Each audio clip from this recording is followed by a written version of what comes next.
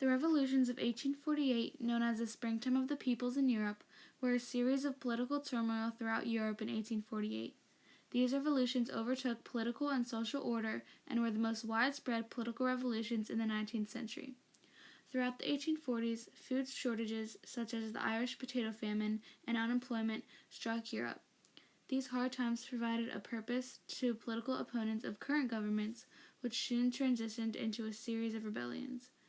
The revolutions spread from France and Western Europe into Central Europe, and along the way planted liberty trees to signify a new era. These rebellions throughout Europe were fought in order to gain the same things: a lessening of restrictions on the press, an expansion in the electoral franchise so that more people could vote, specifically workers and laborers, and a constitution that would give more rights to the less wealthy.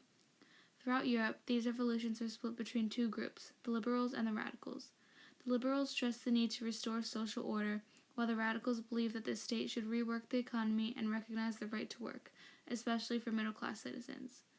Revolutions broke out in many different countries simultaneously due to the improved communications and an increase in literacy to allow workers to put forth revolutionary ideas.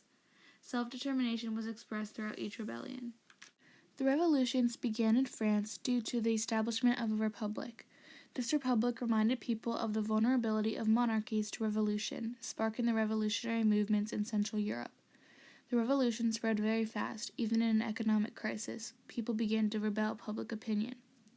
Economies were dropping greatly in Europe, and many people went unemployed, yet continued to pay taxes. Many of the crowds were made up of worker unions who believed the government should assume responsibility for providing jobs in times of economic crisis. In France especially, the economic crisis made a large gap between Republicans and Socialists, causing the stock exchange to shut down, leaving people with no jobs. Peasants were so low on money that when they were finally able to vote, they did not vote for the Republicans, for they raised the peasants' taxes.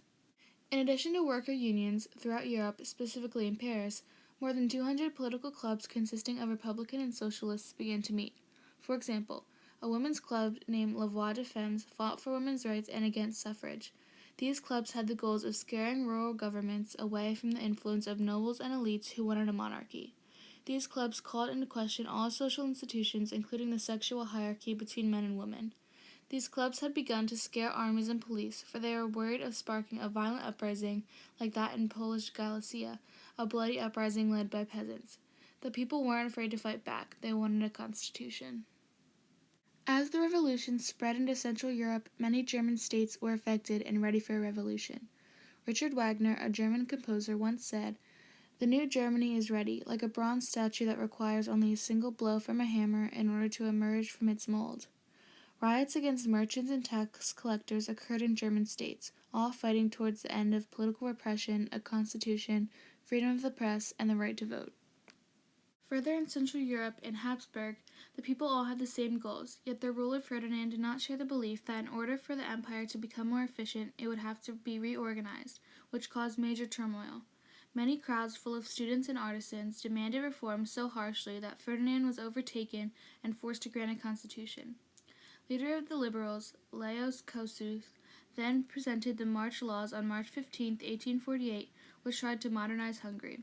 Hungarian nobles acted as if the Habsburg monarchy no longer existed.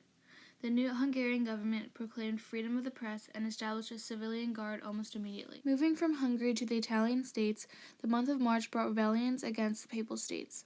The liberals wanted political reform, the radicals wanted a republic, and workers wanted benefits. The people were angry. On March 18th, 10,000 people marched into Milan demanding liberal reforms. Following this was 5 days of bitter fighting.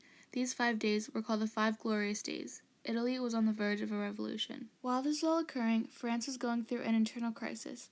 On May 5th, political clubs attempted to take away the assembly and demand a republic of the people. Although smart, this failed and led to new laws limiting freedom of the press and breaking apart political clubs. Louis Napoleon Bonaparte was then elected president in what's called the French Second Republic, and people wondered whether or not he would kill or fill the revolution. Once the revolutions of 1848 ended, they were not very successful due to the different aims and goals between the liberals and the radicals. However, the continuous split between the liberals and the radicals called for a successful counter-revolution. People wanted concrete reforms that would stick. The counter-revolution, led by rulers with the help of nobles, left parliaments with little to none effective power. To conclude, many people think of the revolutions of 1848 as Europe reaching its turning point, but being unable to turn. However, the revolutions marked the first time when workers politically stood up to demand their political rights. Nationalists were determined to work harder for what they wanted, and these revolutions in no way demolished the threat to monarchies throughout Europe.